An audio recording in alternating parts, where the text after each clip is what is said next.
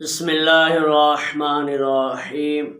سوال یہ ہوا کہ اگر شوہر شکی مزاج ہو اور نماز کے دوران کال آ جائے تو کیا نماز توڑ کر کال سن سکتے ہیں؟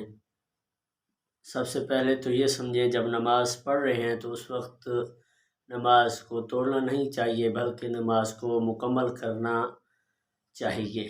یہی شریعت کا حکم ہے۔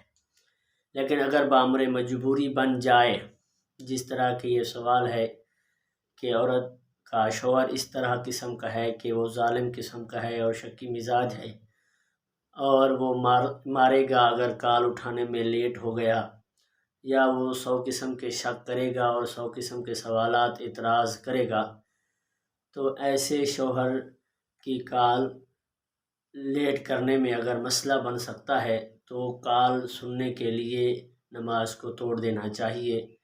ایسی مسلمان بہن وہ شرعی طور پر معذور سمجھی جائے گی، اسے اجازت ہوگی کہ وہ نماز توڑے، اس کی کال سن لے اور پھر اپنی نماز کو دوبارہ سے پڑھے۔